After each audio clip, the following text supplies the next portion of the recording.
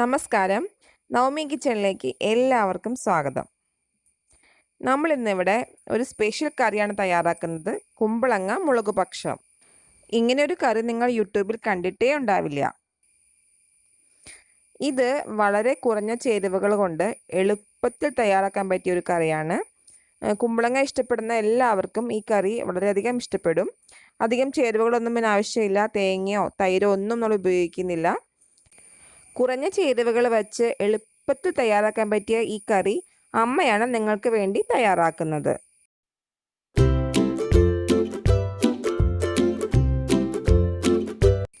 നമ്മൾ ഈ കറിക്ക് വേണ്ടിയിട്ട് 1 കിലോ കുമ്പളങ്ങയാണ് എടുക്കുന്നത്. പിന്നെ ഇതിലേക്കായിട്ട് 1 ടേബിൾ സ്പൂൺ മുളക് പൊടി, 1/2 ടീസ്പൂൺ മഞ്ഞൾപ്പൊടി, ആവശ്യത്തിന് കല്ലുപ്പ്, 1 പച്ചമുളക്, കുറച്ച് കറിവേപ്പില, ആവശ്യത്തിന് വെളിച്ചെണ്ണ. നമുക്ക് ആദ്യം ഈ കുമ്പളങ്ങ ഒന്ന് വൃത്തിയാക്കിയ ശേഷം മുറിച്ചെടുക്കണം.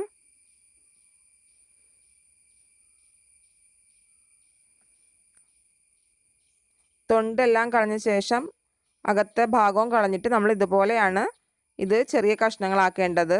കനം കുറച്ച് വേണം അരിയാനായിട്ട്. പിന്നെ ശ്രദ്ധിക്കേണ്ട ഒരു കാര്യം, നല്ല ഫ്രഷ് കുമ്പളങ്ങ തന്നെ വേണം ഈ കറി വയ്ക്കാൻ വേണ്ടി എടുക്കാനായിട്ട്.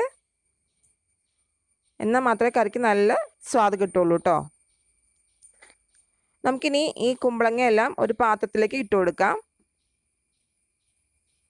ഇനി ഇതിലേക്ക് നമ്മൾ എടുത്തു വച്ചിരിക്കുന്ന മുളക് പൊടി, മഞ്ഞൾപ്പൊടി, ആ ഒരു പച്ചമുളക് കീറിയത്, കുറച്ച് വേപ്പില, ആവശ്യത്തിനുള്ള ഉപ്പും ചേർത്ത് കുറച്ച് വെള്ളം കൂടെ ചേർത്ത ശേഷം വേവിക്കാൻ വയ്ക്കാം. നന്നായിട്ടൊന്ന് മിക്സ് ചെയ്ത് കൊടുത്തിട്ടുണ്ട്.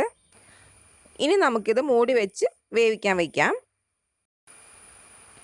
ഇപ്പോൾ ഒരു 10 മിനിറ്റ് കഴിഞ്ഞിട്ടുണ്ട്. നമുക്കിത് തുറന്ന് നോക്കാം.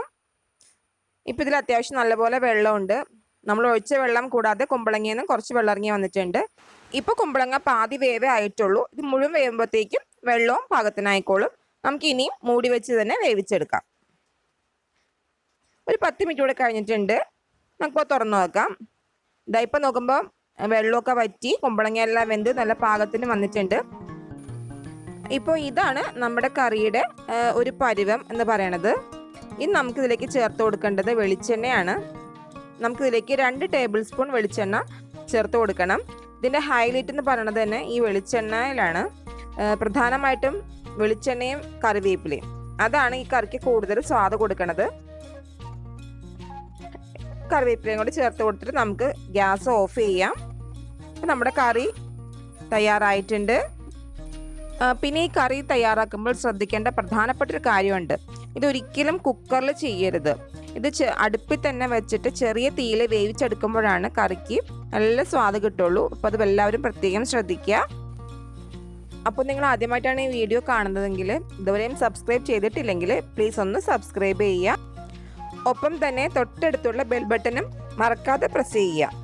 പിന്നെ നിങ്ങൾക്ക് വീഡിയോ ഇഷ്ടപ്പെട്ടിട്ടുണ്ടെങ്കിൽ ലൈക്ക് ചെയ്യുക, കമൻറ്റ് ചെയ്യുക, ഷെയർ ചെയ്യുക. അടുത്ത വീഡിയോയുമായി വരാം. അതുവരേക്കും ബൈ. Thank you.